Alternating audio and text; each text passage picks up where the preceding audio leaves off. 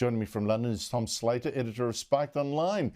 Tom, good to see you. Look, there's a clear link here between global warming policies and people not being able to pay their electricity bills. You see it already in Australia as well. Is that the link that you see?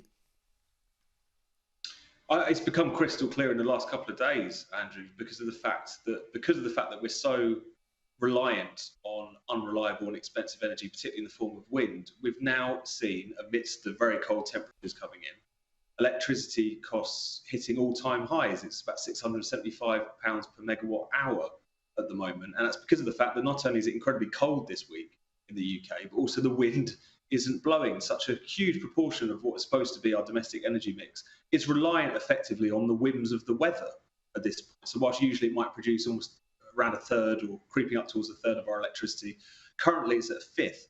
And here you get a perfect demonstration of what you were just alluding to there, which is that the problem here, that the most immediate problem we are facing is not climate change, it's the fact that we have these climate change policies which are pushing up prices and making things much more insecure for people in the here and now. Forget 20, 30, 100 years from now. In the here and now, people are struggling to heat their homes and are going to have a really tough time this winter. And if this isn't the point at which the kind of green fantasies evaporate, I don't know when they will. How about that? More dangerous than global warming as a global warming warrior. Tom, I can't resist. Prince Harry, Meghan Markle, they're now teasing the next 3 episodes of their Netflix documentary series on how life has been so hard for them, the terrible afflictions they've had to overcome. How did the first 3 episodes last week go down in Britain? Not very well, I think it's fair to say. If the British public's patience with Harry and Meghan hadn't already run out, it's certainly run out now. There's a poll that we saw in the last 24 hours suggesting that more than half of the country would support them being stripped of their royal titles. And even going into this, I mean, YouGov as a kind of table of the most popular royals, Meghan only just about beats Prince Andrew.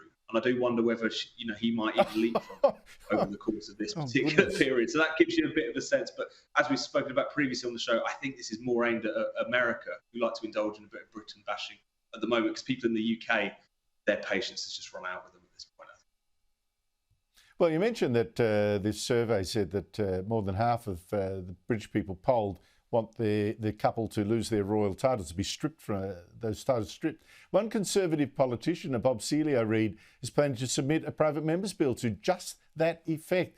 Do you think that actually that couldn't get through Parliament, I'm sure, but how much support would it have, do you think, from MPs? Well, I think the problem is so far we've already seen the kind of palace try to tamp down any calls for stripping of their royal titles for obvious reasons. They kind of want to ignore this. So I think that'll probably filter down into Parliament itself. But as you say, there's definitely enthusiasm for it in the country, and who can blame them? I mean, they're still clinging on to the kind of glow of the monarchy whilst trying to paint it as a deeply racist institution that wants nothing to do with them.